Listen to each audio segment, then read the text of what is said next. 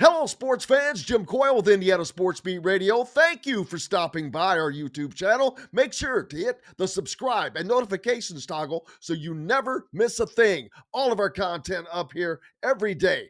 Looking forward to it. Thank you, and we'll see you on the radio. Welcome to Indiana Sports Beat Radio, brought to you by the Hard Truth Distilling Company in Brown County, Indiana. So for the thousands in attendance and the millions watching around the world, it's time! 3 on the way. Oh! It went in! It went in! And Indiana wins the ball game! Know your role and shut your mouth, you jabroni! Full game for the win! Ayla's gone. Come on, touchdown, Indy! Woo! America! They got a football team now! Pretty simple. I win. Google me. You know that I'm the cream of the crop. Oh. Now, from the Hard Truth Studios, here's Jim Coyle. Welcome back to the Hard Truth Distilling Company studios on this Monday. Glad to have you along, but happier to have the great one, Don Fischer, along instead of coming off of a weekend of Big Ten games for the Hoosiers. And unfortunately, that will be the end of the line for Don's game calling for the season. As we think most likely. I doubt we see Indiana in the Crown tournament, Don, but we'll get to the North Carolina Indiana thing, but Indiana had its opportunities along the way, and unfortunately they do not find themselves in the tournament after losing to a good team in Oregon at the Big Ten tournament. The Big Ten tournament was chalk almost the whole way. I was watching, and it was like, and the first game that wasn't quote unquote officially chalk was, to me, it was chalk. It was the 5-4 Wisconsin UCLA game. The Wisconsin would win. So it went as we expected, and Indiana, there's no doubt they got screwed. I'm not a conspiracy theorist. You're not going to hear me talk this time. I'm going to say Indiana got screwed. Bubba Cunningham, if anybody wants to believe for 2 seconds that the fact North Carolina got in had nothing to do with their AD being the chairman of the committee, what a joke. But Indiana, I don't know that they didn't deserve to be in anyway, maybe. And maybe it's better off that they can move on and find where they need to be next. I don't know, but it is what it is. Here's my question about that. How much input was there in regard to Indiana with a coach that had resigned during the season? How much of a factor was that involvement to the committee? Because, look, I said last week on your show, I said, everybody's talking about Indiana being on the bubble. I said, well, yes, they're on the bubble. There's no question about that, but they need to win the first game of this Big Ten tournament if they want to get off the bubble and guarantee that they'll be in the tournament itself. And I said, if they don't do that, they're right back where we don't want to see them, because then you leave it up to the committee to make a decision. And that decision they made yesterday, obviously, didn't affect Indiana in a positive way. So all I've been telling you was it needed to win that first game. You didn't do it. You got really no, I mean, yeah, you can bellyache about it all you want, and we can sit here and say, what were they thinking? And who was making that decision? But the fact of the matter is, Indiana put themselves in the spot that they could not be in if they wanted to make sure they were going to be in the tournament. I absolutely agree 1,000%. And I don't know how much good it would have done for a team that has just really been in adversity for quite some time. That's not for me to answer anyway, so it doesn't matter. Well, Jim, here's the thing too. I mean, Indiana didn't make it last year, right? No, right. 19-14, 10-10. What's their record this year? 19-13, 10-10.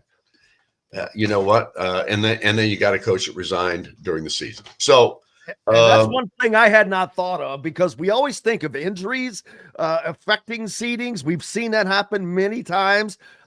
both football and basketball. Florida State got it because of an injury. So that's a great point, that one that I had not thought of. So Indiana may, I wouldn't say that, but they're glad to not be in from a certain standpoint because they've got so much to work on. But it worked out how it worked out. Unfortunately, Indiana misses the tournament for the second season in a row. And I don't expect them.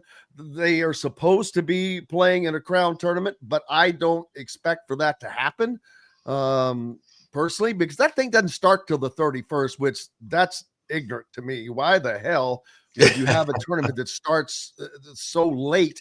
I mean, it's the regular tournament's almost over. The portal's already open. It's just all kinds of things there. Have we even heard about the NIT? We haven't even heard about the NIT, have we? NIT's out the door because of the crowd. If you're a Big Ten team, you don't even think about the NIT. At least not if you're Ohio State or Indiana, because you're supposed to be committed to playing in that. In the crown tournament? Yeah, because it's a Fox deal, and Fox has no relationship with the NCAA. So this is their effort to get some type of postseason tournament going, and they have an agreement with the Big Ten, the Big East, and the Big 12. And teams like Indiana and Ohio State, I think, are supposed to be committed to playing in it. But I'm pretty sure that a team like Indiana can get a waiver. Hell, they may not have half a roster by then. But I don't mean that negatively. Right. A lot of teams, that's why I'm surprised at the date. A lot of teams could be in that position with the portal opening now. We've seen it. What was the quarterback from Penn State last year? Mm-hmm. The backup quarterback was hitting the portal and known to be hitting the portal while the CFP was going on. Craziness, yeah. But it is. There's no question about it. And here's the thing. I understand Fox is trying to do something with this tournament and blah, blah, blah. But why would you want to wait 3 weeks till you play your tournament after the season's over with? What team would want to wait that long? That's my point. That's my point. Yeah, it's nuts. I've just, when I saw that, I was shocked. I didn't even, Don, truth be told, in all honesty, I didn't even know about the Crown tournament until 3+ weeks ago. Yeah. I'm like, what the hell's the Crown tournament? Right. And so then I found out about it, so now you've got the NIT, the CBI, the Crown. There's not enough teams to fill these things. And they want to expand the NCAA tournament. Get out of here. I know. It's a mess. There's just no question about it. And it's all about money. It's all about money, and it never is going to change. That's the sad part. It's not going to change. Well, the good thing for you, you're one day closer to golf season, my friend. Oh, I'm not even that far away, man. I already played 9 holes now. Come on. Oh, that's right. How was Florida? Well, I went down there and we played 3 rounds when I was down there on my little trip in Naples. But I came back. I literally I played Saturday. Let's see, what day was it? I think it was Saturday. Played Saturday. Played 9 holes. Was really happy. My wife and I went out to the Legends where we play, and a lot of the time. And actually, I was pleased because I played so badly in Florida. I thought maybe I should quit this game. And then I came back and really got off to a nice start with my first 9 holes. So kind of happy about it. That's always a good start to the deal. So now we look forward to Indiana as they move forward. Basically, the coaching search will take center stage. I hate to, and I'm sure that there are several things that you'd like to talk about to put a bow on this season. It was great to see some performances by some of the guys like Anthony Leal and Trey Galloway. Right. Taking some guff, I'll give you, unnecessarily over their time. But to be honest, without those 2 guys, they would have been screwed this season. Well, here's the thing, and I think we've talked about this before too, Jim. In my opinion, one of the reasons in the last, they obviously didn't do great the last third of the season, but they did well, much better than they did earlier this year with their toughness, competitiveness, defensive play. I thought this team got better when they changed the starting lineup, and Leal was in it. Galloway, and Luke Goody. All three guys with Indiana across that chest that have some pride in this program, in this university, and what Indiana stands for. And I thought those guys spearheaded whatever progress was made here at the end of the season and the better play that we saw because of those three players. I really believe that. And we're going to find out. This transfer portal is a big thing for Indiana this coming season, I think, because they're going to lose so many people. I don't know who's going to come back. Obviously, Mbako and Renew both have eligibility left. There's a possibility Luke Goody could come back with a medical red shirt because I think he played just 10 games in his sophomore season, or maybe it was his freshman season.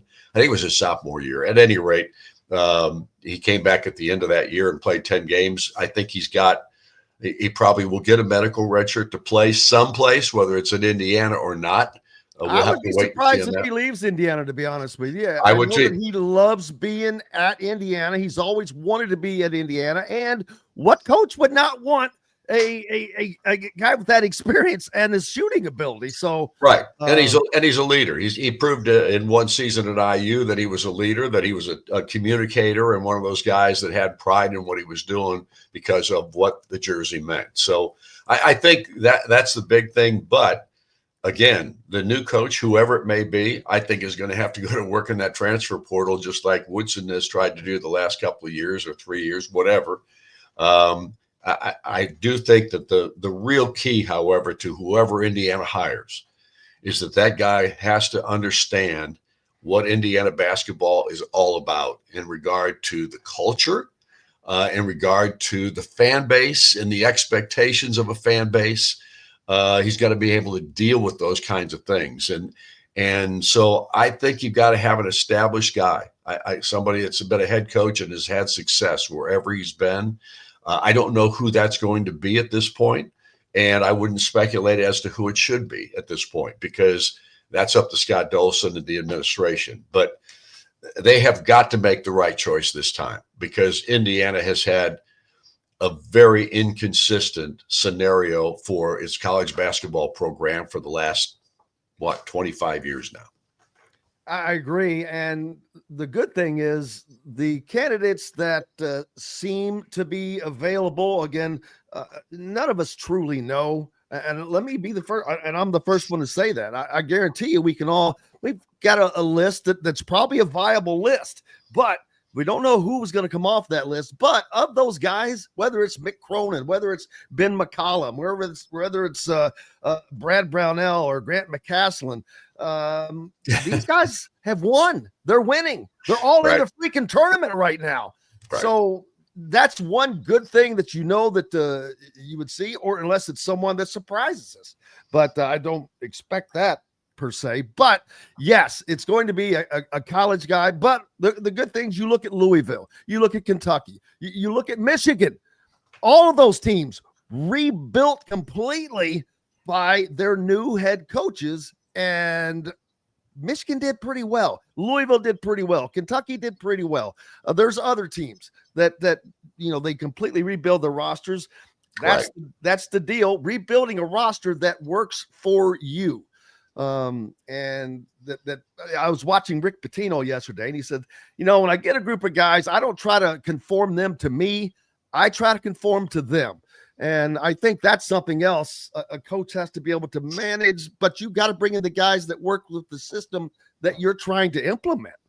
Well, and if Petito said that he tries to acclimate himself to the guys he brings in, I question that a little bit, just a little bit, because Rick Pitino is in many ways a Bob Knight type coach. He's an old school guy, and but he does every place he's been, he's won. I mean, you got to give the guy credit. I mean, he's a heck of a basketball coach. Whether you like the other stuff around him or not, he is a great basketball coach, and he's proven it because of all the places he's been and the success he's had at virtually every place he's been. So you got to give him credit for that. But here's the other thing. you've got to be able to work the transfer portal in this day and era. It's a totally different picture in that regard, number one. And I like Curt Cignetti and what he did at Indiana and what his philosophy is in regard to coaching. And that philosophy is I've got to find the right guys for my program. Character comes first, then whether or not they are talented enough to play for me. So those kinds of things, I think that's your priorities right there. Character first and then talent. It can't be the other way around. And whoever the coach is at Indiana, I hope he takes a look at Indiana kids first. And I'm sure whoever that will be will do that because it hasn't worked any other way. You've got to have a nucleus of Indiana players who can help you build that culture around. Well, and fortunately for him, if they get Luke Goody back, and I think he would stay, you would have Luke Goody. You're going to have Trent Sisley, who is, although a freshman, he's on the other end. He would have bookends of the prototypical type of Indiana players that fans like to see with Luke Goody and Trent Sisley. Trent Sisley is going to be a 4-year player at Indiana. He's coming to Indiana because he wants to play at Indiana for Indiana. He's dreamed of that. So that's a great nucleus to keep if you can have that. And if there's a couple other guys he can keep off of that roster, we'll see. But it's going to be interesting. And how quickly this is able to happen now, it will depend solely on whomever. I would be pretty confident that Scott Dolson has his number 1 candidate, his number 2 candidate, and 3 and possibly 4 right now. And that's probably, it might be set up in place waiting for them to lose because that announcement would never come until they were out of the tournament. Right. And within a day or so of that happening, that announcement will come. So it could come anytime in the next 2 weeks. Well, I'll confirm this much for you. I think Scott Dolson's been working on this for some time, just so you know. Yeah. It didn't start 2 weeks ago. No, it did not. It's been ongoing for some time. And it's going to be great for Indiana fans. Fresh starts are always good. It just gives you it's like spring. It's a revitalization. And the one thing I know that whomever the name is, there's going to be a faction of IU fans that are like, oh, God, because I guarantee you I could put up 5 different names right now. And there's people just, no, not him. And you need to forget about that. Whomever it is your coach. Right. That's who your coach is going to be. So get behind it, accept it, roll with it. So let's hope our fan base has some realism in them at this point. And I don't know that's that, brother. I know, but you better be realistic about what's going on right now in this country as far as the college athletics are concerned. And the portal and the NIL and how it's going to change again with revenue sharing. All of these things are playing a big part in college sports today. And because of that, and again, it boils down to money and all these other things that you wish didn't have anything to do with it, but it's got everything to do with it now. So we'll have to wait and see. I'm excited about whoever it may be. Without question, I think whatever change has to be made at this juncture. And because I think we have kind of been in this lull period where it hasn't improved, that's where it's at. You've got to find somebody that can make your program better. And let's hope that's exactly what Scott Dolson's looking for. And I know he is. I can tell you that right now. Yeah, and I know he's looking forward to getting this over with as well. And then we'll have you for a couple more weeks, right? Yep. We'll talk about the tournament and who's in and who's not and all those kinds of things. How your golf game has gone. We won't talk about that much because my golf game at the beginning of every year is the same. It stinks. You know what? I played like just a little bit, and I was surprised on how well I hit the ball. But I shook my head knowing that I'm like, this is the best it's going to get for the rest of the year. I know the feeling. That's the sad part. Don Fischer, the voice of Indiana. Appreciate you, my friend, as always. I hope you have a great rest of your week. Appreciate it. Thank you. See you, Jim. You betcha. The Fish joining us here on Indiana Sports Beat Radio, as always, from the Hard Truth Distilling Company studios. Hello, sports fans. Jim Coyle with Indiana Sports Beat Radio. Thank you for stopping by our YouTube channel. Make sure to hit the subscribe and notifications toggle so you never miss a thing. All of our content up here every day. Looking forward to it. Thank you, and we'll see you on the radio.